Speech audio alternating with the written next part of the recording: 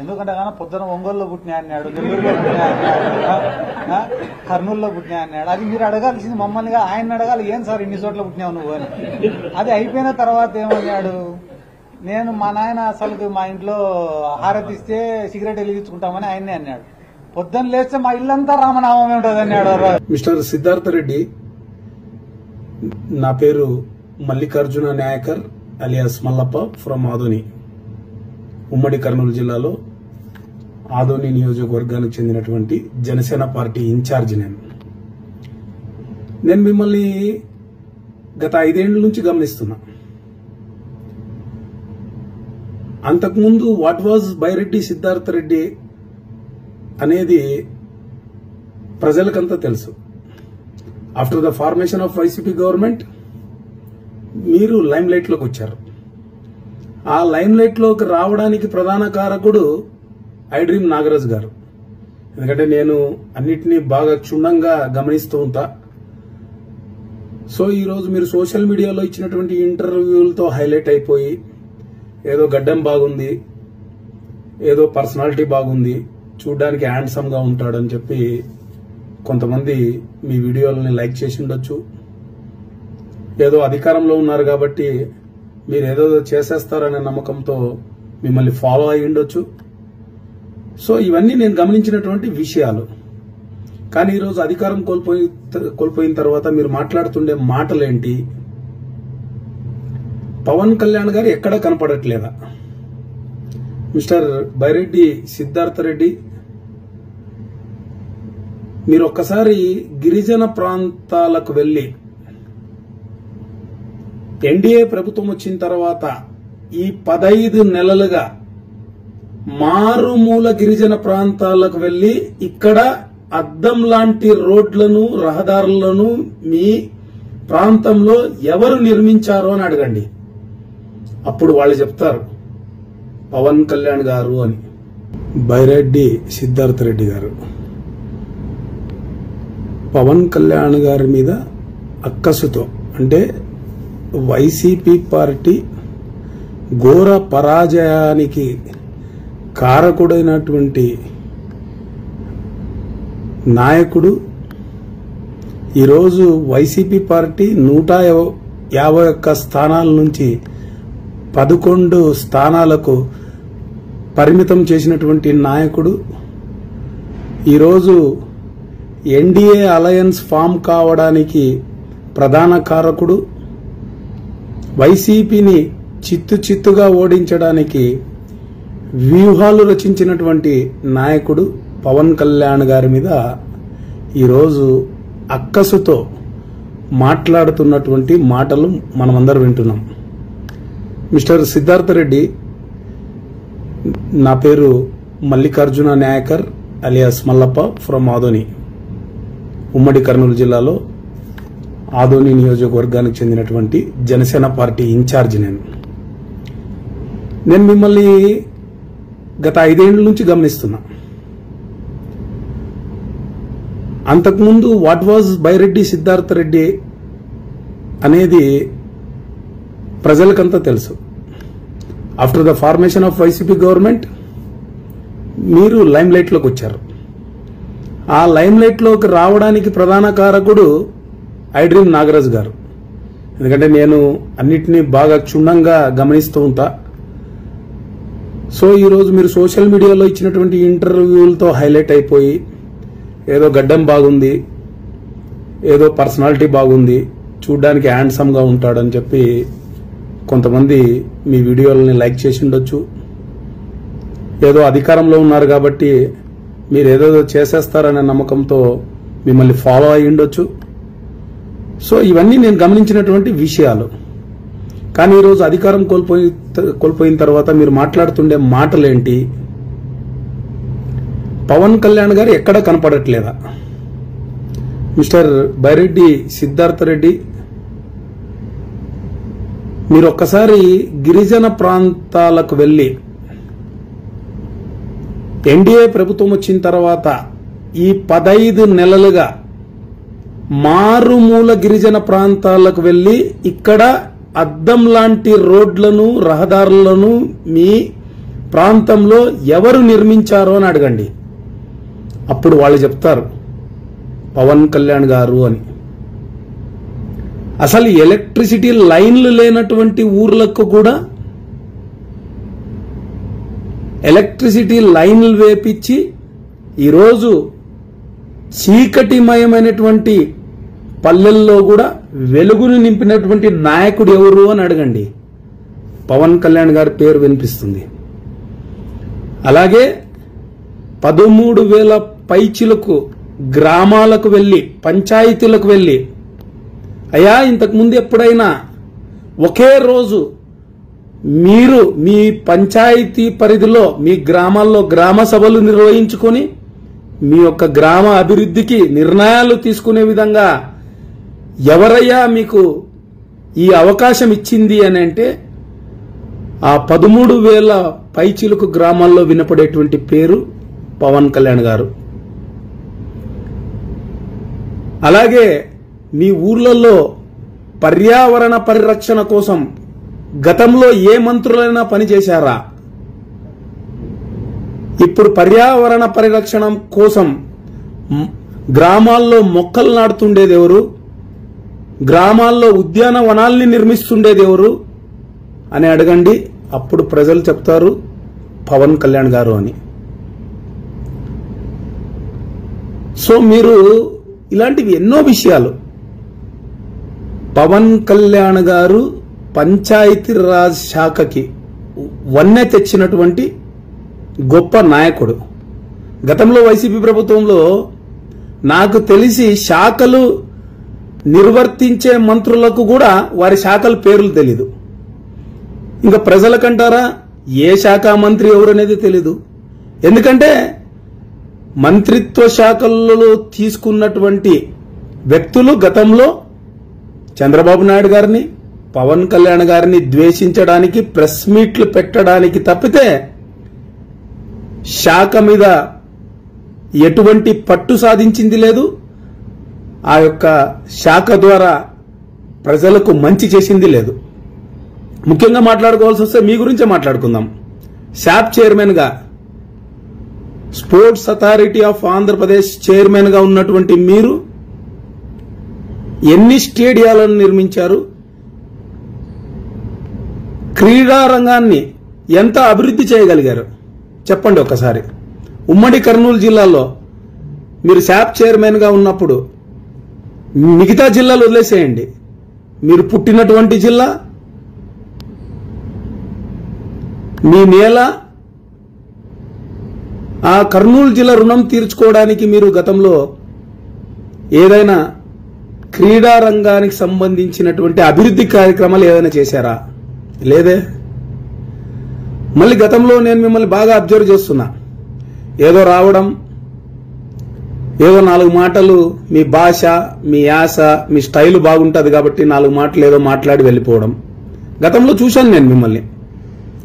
YCP గర్జన పేరుతో మీరు చేసినటువంటి కార్యక్రమాల్లో ఒక విశ్వనగరాన్ని స్థాపించాలి, ఇక్కడ ఏర్పాటు చేయాలి, ఒక విశ్వనగరాన్ని ఏర్పాటు చేస్తే ఇక్కడ ఉన్నటువంటి ప్రజలకు ఉపాధి దొరుకుతుంది,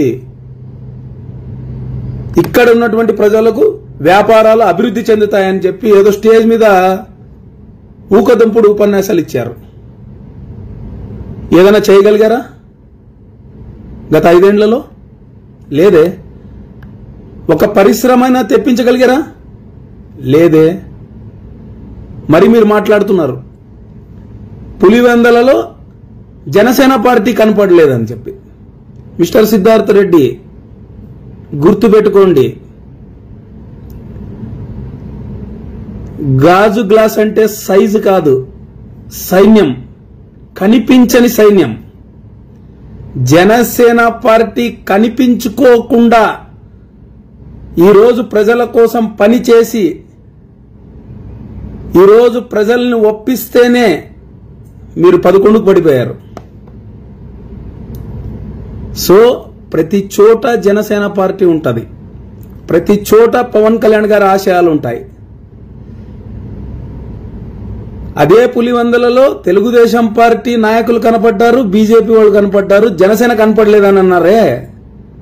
ఇంకా తెలుగుదేశం పార్టీ బీజేపీ కనపడితేనే మీకు డిపాజిట్లు గల్లంతయ్యాయండి అని అంటే, ఒకవేళ జనసేన పార్టీ కనపడి పని చేసింటే మీ పరిస్థితి పులివెందుల్లో ఏమయ్యేదో ఒకసారి ఆలోచించుకోండి. సో ఎప్పుడైనా విమర్శలు అనేవి ప్రజలకు సంబంధించి ఉండాలి. Mister Siddharth Reddy, mind it. ఎందుకంటే పవన్ కళ్యాణ్ గారిని ఏదో చులకన చేసి మాట్లాడి అది ఏదో హీరోయిజం అనుకుంటే, పవన్ కళ్యాణ్ గారు నేను కర్నూలులో పుట్టానంటాడు, ఒకసారి అక్కడ పుట్టానంటాడు, ఒకసారి ఇక్కడ ఈ గాలి పీల్చానని అంటాడు. అంటే పవన్ కళ్యాణ్ గారు తాకిన ప్రతి నేల తన సొంత స్థలంగా భావించేవాడు, తన స్వస్థలంగా భావించేవాడు, తన సొంత గ్రామంగా భావించేవాడు. కాబట్టి అతను అడుగు పెట్టిన ప్రతి నేల మీద ప్రజల ప్రేమాభిమానాలు పొందడానికి, ఆ యొక్క నేల మీద ఉన్నటువంటి ప్రేమను చూపించడానికి ఆయన ఆ రకంగా ప్రసంగిస్తాడు. మళ్ళీ మీ జగన్మోహన్ రెడ్డి గారు, సార్ మాట్లాడుకుందాం మీ జగన్మోహన్ రెడ్డి గారి గురించే. ముఖ్యమంత్రిగా ఉన్నప్పుడు, అలాగే అంతకుముందు పాదయాత్ర చేసినప్పుడు, ఇదే కర్నూలు జిల్లా, ఉమ్మడి కర్నూలు జిల్లాకు సంబంధించి ఆదోని డివిజన్కు వచ్చినప్పుడు అతను మాట్లాడినటువంటి మాటలు, జగన్మోహన్ రెడ్డి గారు మాట్లాడినటువంటి మాటలు, ఆదోని, మంత్రాలయం, పత్తికొండ, ఆలూరు అని ఎగతాళి చేసి మాట్లాడాడు. ఇదంతా చూస్తుంటే ట్రైబల్ ఏరియా మాదిరి ఉంది ఇక్కడ అని ఎవరైనా ఒక ప్రాంతం పట్ల సానుభూతి చూపించాలనుకుంటే, ఒక ప్రాంతం పట్ల జరిగినటువంటి నిర్లక్ష్యాన్ని ఎత్తి చూపించాలని అంటే హావభావాలు ఎలా ఉండాలి?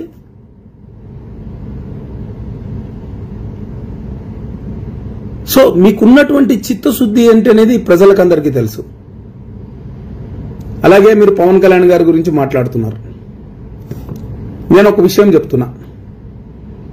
గత 2014 నుంచి 18 వరకు 18 వరకు ఎన్డీఏ భాగస్వామ్యంలో ఉన్నప్పటికీ డ్రెడ్జింగ్ కార్పొరేషన్ ఆఫ్ ఇండియాని ప్రైవేటైజేషన్ చేస్తారు అని అంటే దానికి ఎదురు తిరిగి కేంద్రాన్ని ఒప్పించి ఆ ప్రైవేటైజేషన్ ఆపిన వ్యక్తి పవన్ కళ్యాణ్ గారు. ఉద్దానం కిడ్నీ సమస్య, ఎందుకంటే అక్కడ ఉన్నటువంటి ఫ్లోరైడ్ వాటర్ తాగి కిడ్నీ బాధితులు గత కొన్ని సంవత్సరాలుగా స్వతంత్రం వచ్చినప్పటి నుంచి అక్కడ ఉన్నటువంటి నీళ్లు తాగి కిడ్నీ రోగాలకు గురవుతున్నారని అంటే మొట్టమొదటిసారి అటువంటి ప్రాంతాన్ని, ఉద్దానం అనేటువంటి ఒక ప్రాంతం ఉంది, అక్కడ ప్రజలు ఇబ్బందులు పడుతున్నారని చెప్పి వెలుగులోకి తెచ్చినటువంటి వ్యక్తి పవన్ కళ్యాణ్ గారు. అలాగే అమరావతి రాజధాని నిర్మాణం కోసం అప్పటి ఎన్డీఏ ప్రభుత్వం, అప్పటి తెలుగుదేశం పార్టీ చంద్రబాబు నాయుడు గారు ల్యాండ్ పూలింగ్ లో రైతుల నుంచి బలవంతంగా భూములు తీసుకుంటున్నారనే విషయం తెలిసి భాగస్వామిగా ఉన్నప్పటికీ తుళ్లూరుకి వెళ్లి రైతుల పక్షాన నిలబడి ఆ జీవోని రద్దు చేపించినటువంటి నాయకుడు పవన్ కళ్యాణ్ గారు. అలాగే మీ ప్రభుత్వంలో 3,000 మంది కౌలు రైతులు ఆత్మహత్య చేసుకుంటే ఊకే పెదాలకు తేనె రాసే విధంగా ఉత్తుత్తి మాటలు చెప్పుకోకుండా ఆ యొక్క కౌలు రైతుల పక్షాన నిలబడి తన సొంతంగా సంపాదించినటువంటి 30 కోట్ల రూపాయలను ఒక్కొక్క కుటుంబానికి ₹1,00,000 చొప్పున 3,000 కుటుంబాలకి తన సొంత డబ్బుని దారాదత్తం చేసి సాయం చేసినటువంటి గొప్ప నాయకుడు పవన్ కళ్యాణ్ గారు. అలాగే ఇప్పుడు కూడా తను తీసుకుంటున్నటువంటి జీతాన్ని పిఠాపురం నియోజకవర్గంలో ఉన్నటువంటి నిస్సహాయులకు పెన్షన్ గా పంచుతున్నటువంటి గొప్ప నాయకుడు పవన్ కళ్యాణ్ గారు. పంచాయతీరాజ్ శాఖ మంత్రిగా పదవిని అధిరోహించగానే 13,000 పైచిలకు గ్రామాల్లో గ్రామ సభను పెట్టి ఆ గ్రామంలో అభివృద్ధి పనుల మీద సర్పంచు, గ్రామంలో ఉన్నటువంటి వార్డు మెంబర్లు నిర్ణయాలు తీసుకునే విధంగా గ్రామ సభలు నిర్వహించినటువంటి గొప్ప నాయకుడు పవన్ కళ్యాణ్ గారు. అలాగే ఈరోజు మారుమూల గిరిజన ప్రాంతాల్లో కూడా రోడ్లు, వీధి దీపాలు వేయిస్తున్నటువంటి గొప్ప నాయకుడు పవన్ కళ్యాణ్ గారు. సో ఏదైనా కానీ మీరు విషయాలు పబ్లిక్ డొమైన్లో మాట్లాడేటప్పుడు, ప్రజల గురించి మాట్లాడేటప్పుడు ఒక హెల్తీ డిబేట్ మాదిరి ఉండాలి. నేను mister Siddhartha Reddy, I'm challenging you, you select the place, I'm ready to come over there and I'm ready for the debate on any issue, on any issue. ఇప్పుడు మీరు అన్నారా మెడికల్ కాలేజ్ గురించి, ఆదోని మెడికల్ కాలేజ్, ఈ medical కాలేజీని PPP విధానం తీసుకొని వస్తున్నారు. ఈ పీపీపీ విధానం తీసుకురావడానికి కారణమే జగన్మోహన్ రెడ్డి గారు. ఆన్ రికార్డ్ 975 కోట్ల రూపాయలు కేంద్రం మెడికల్ కాలేజ్ నిర్మాణానికి తన వంతుగా సహాయం చేస్తే వైసీపీ ప్రభుత్వంలో 4,500 కోట్ల రూపాయలు నాబార్డ్ కింద రుణం తీసుకొని వచ్చి ఆ మెడికల్ కాలేజ్ కోసం అప్పులు తీసుకొని వచ్చినటువంటి వ్యక్తి జగన్మోహన్ రెడ్డి గారు. మొత్తం 5,475 కోట్లలో మెడికల్ కాలేజీల నిర్మాణానికి ఖర్చు చేసినటువంటి డబ్బు 1,451 కోట్లు మాత్రమే. అందులో మళ్ళీ కాంట్రాక్టర్లకు చెల్లించని బకాయిలు 640 కోట్లు. అంటే ఒక్క పైసా కూడా ఖర్చు చేయకోకుండా మెడికల్ కాలేజీల పేరుతో కాలయాపన చేసినటువంటి మాజీ ముఖ్యమంత్రి జగన్మోహన్ రెడ్డి గారు. దీన్ని ఈరోజు ప్రజలను తప్పుదో పట్టించడానికి మేము మెడికల్ కాలేజీలు తీసుకొని వచ్చామంటే మెడికల్ కాలేజీలు తీసుకొని వచ్చిన తర్వాత 3 ఏళ్లలో మీరు చేపట్టినటువంటి నిర్మాణాలన్నీ, మీరు చెల్లించినటువంటి బిల్లులన్నీ, దాని మీద మీరు చేసినటువంటి అప్పులన్నీ, ఇది తెలపాలి కదా. సో పేద ప్రజల వైద్య విద్య పట్ల, పేద విద్యార్థుల వైద్య విద్య పట్ల, పేద ప్రజలకు వైద్య సదుపాయాలు అందించడం పట్ల ఎన్డీఏ ప్రభుత్వం చిత్తశుద్ధితో ఉంది కాబట్టే ఆర్థికంగా ఇబ్బందుల్లో ఉన్నటువంటి ఈ రాష్ట్రాన్ని ఎలాగైనా అభివృద్ధి పదంలో నడపాలని చెప్పి ఒకవైపు సంక్షేమ పథకాలు ప్రజలకు అందిస్తూ రైతులు, మహిళలు, విద్యార్థులు, యువతకు ఉపాధి, అలాగే పారిశ్రామిక రంగ అభివృద్ధి, దాంతోపాటు ఆరోగ్యపరమైనటువంటి వైద్య సేవలు, ఉన్నతమైనటువంటి విద్య అందించాలని చెప్పి ఈ ఎన్డీఏ ప్రభుత్వం ముందుకు వెళ్లి ఉన్నటువంటి ఆర్థిక వనరులను దృష్టిలో పెట్టుకొని ఈరోజు కొన్ని నిర్ణయాలు ప్రజలకు మంచి చేయాలనే ఈరోజు కొన్ని నిర్ణయాలు తీసుకుంటున్నాయి. అంతేగాని మీ మాదిరి కాలయాపన చేసి, మీ మాదిరి కాలక్షేపం చేయడానికి ఈరోజు ఎన్డీఏ ప్రభుత్వం లేదు. ఇకపోతే నేను ఫైనల్గా మిస్టర్ సిద్ధార్థ రెడ్డి గారికి నేను తెలియజేసేది ఒక్కటే, మీరు రాజకీయం చేసుకోండి, బట్ కేవలం ఏదో 2 మాటలు మాట్లాడి ఇంకొకరిని విమర్శించి హైలైట్ అయిదామనేటువంటి మీ ఆలోచనను పక్కన పెట్టి ప్రజల గురించి మీరు మాట్లాడాలనుకుంటే ఎనీ టైం మేము చర్చకు సిద్ధం, ఎనీ టైం.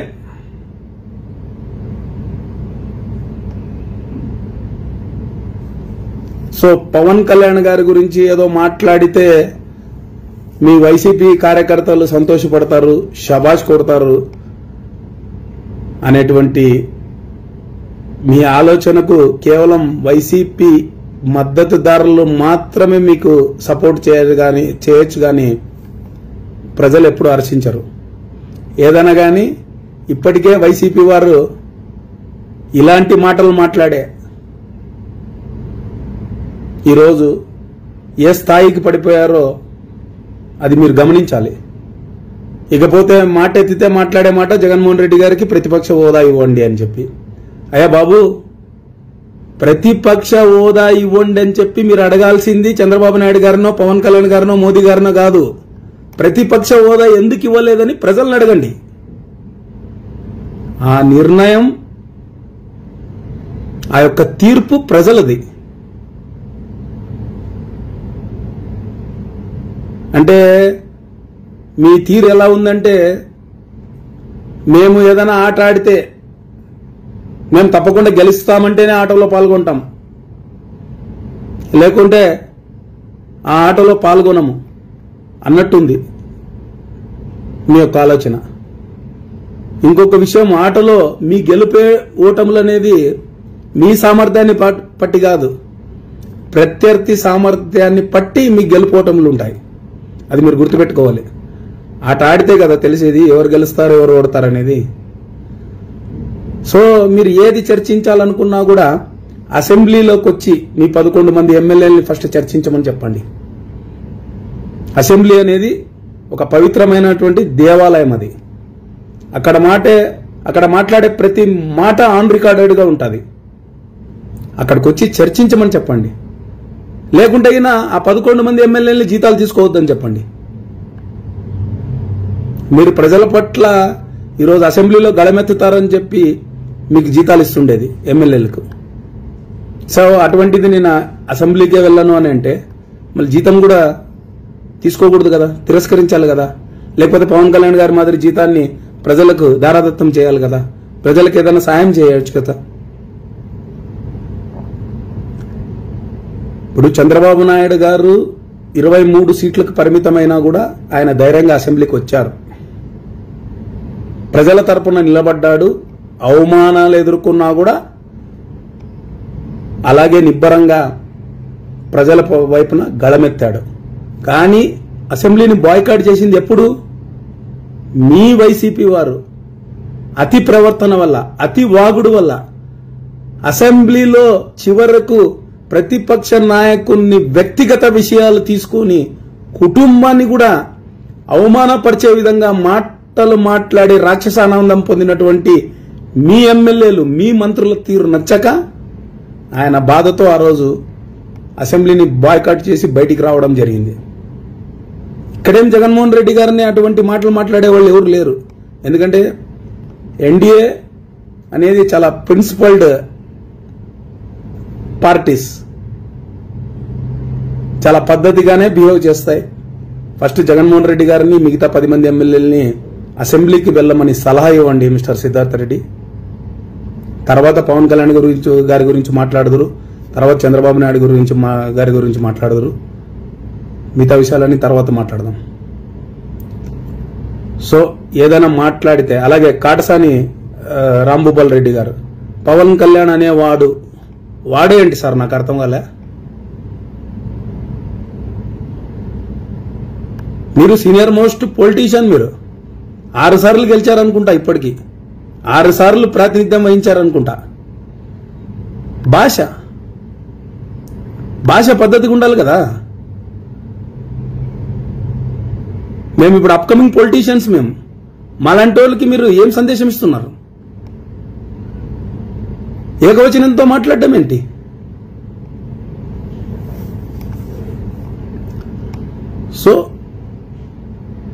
సో ప్రజలరా, ఎవరు మాట్లాడినా, పైరెడ్డి సిద్ధార్థ రెడ్డి మాట్లాడినా, కాటసాని రాంభూపాల్ రెడ్డి గారు మాట్లాడినా, జగన్మోహన్ రెడ్డి గారు మాట్లాడినా, పవన్ కళ్యాణ్ గారు మాట్లాడినా, చంద్రబాబు నాయుడు గారు మాట్లాడినా, లేకపోతే మల్లప్ప, నేను మాట్లాడినా, నిజాలను గ్రహించండి. మీరు అవతల వారి తీరుని ప్రజలు గ్రహించాలి. ఎందుకంటే భాష అనేది మనిషి యొక్క క్యారెక్టర్ను తెలియజేస్తుంది, మనిషి యొక్క పర్సనాలిటీని ఎక్స్పోజ్ చేస్తుంది. ఎంత పద్ధతిగా మాట్లాడుతున్నాం, ఎంత పద్ధతిగా ప్రశ్నిస్తున్నాం అనేదే. సరే, if the tolerance goes beyond అది వేరే. ఎందుకంటే అవతలోడు మమ్మల్ని అని అని అని అని అని రెచ్చగొడితే అప్పుడప్పుడు పవన్ కళ్యాణ్ గారి మాదిరి కొన్ని సీరియస్ డైలాగ్స్ కూడా బయటకు వస్తాయి. తప్పు లేదు. ఒకసారి క్షమిస్తాం, 2 సార్లు క్షమిస్తాడు ఒక మనిషి, 10 సార్లు క్షమిస్తాడు.